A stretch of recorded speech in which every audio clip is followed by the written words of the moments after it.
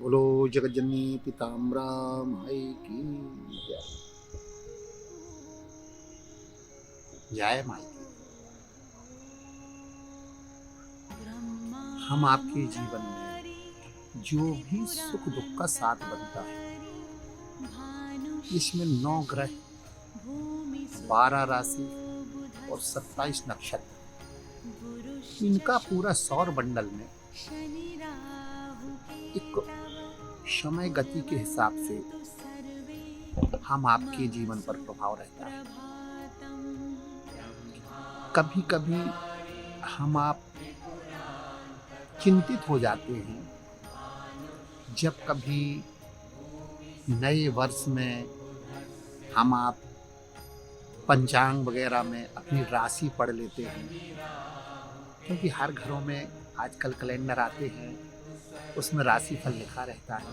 और राशि फल को देख करके कई लोग चिंतित हो जाते हैं कि अरे हमारी राशि में 7.5 लगा हुआ, कहीं हमारी राशि में राहु की दशा ठीक नहीं, हमारी राशि में केतु की दशा ठीक नहीं। और इन सब को देख के पूरे वर्ष भर हम आप चिंता करते हैं, लेकिन हम आप यह नहीं जानते कि जब जब इस भूतल पर, भूमंडल पर परमात्मा ने मनुष्य रूप में अवतार लिया,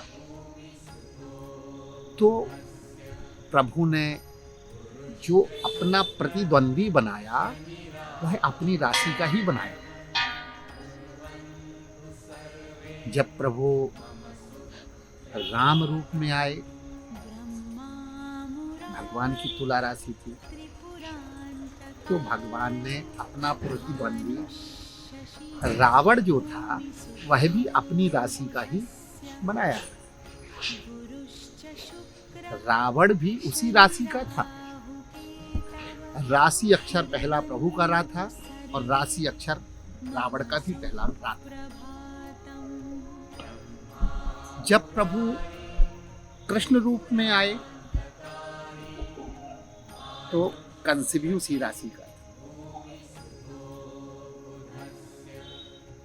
तो फिर ग्रहों के प्रभाव से एक पल, एक घड़ी, एक समय पर एक की जय और दूसरे की पराजय। आखिर ऐसा क्यों हुआ? ऐसा इसलिए हुआ कि इसी प्रकृति में यदि ग्रहों को पावर दिया गया तो शक्ति और परमात्मा ने इसी प्रकृति में इसका निदान भी रख रखा, छिपा रखा है। जो हम आपकी भारतीय संस्कृति में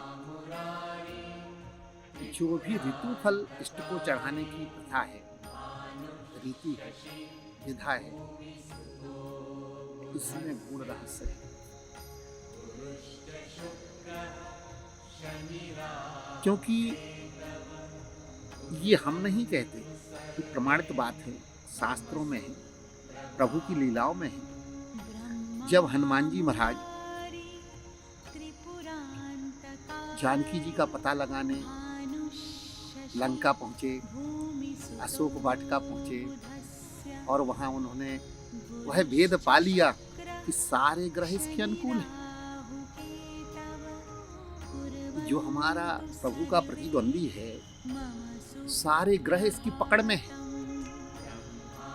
तो कैसे हमारे प्रभु इस पर जो है विजय प्राप्त कर पाएंगे? सारा भेद ले लिया उनने अशोक वाटिका। हनुमान जी महाराज ज्ञान के भंडार हैं। जय हनुमान ज्ञान गुण सागर, जय कपीस तिहु लोक उजागर, सब कोई जानता है। तो वहाँ उन्होंने देख लिया, निरीक्षण कर लिया कि ये अशोक वाटिका में हर ऋतु के फल लगे हुए हैं, और ये जो रावण है यह हर ऋतु में प्रभु की सेवा करता है और हर ऋतु में ऋतु फल का प्रसाद लगाता है। कि ऋतु फल के अंदर वह गुण है कि अपने इष्ट को जब इसका प्रसाद लगा दिया जाता है तो यह ग्रह अपने अनुकूल हो जाते हैं। जब जिस ऋतु में जो भी फल आता है उस फल का अवश्य ही अपने इष्ट को प्रसाद लगाना चाहिए।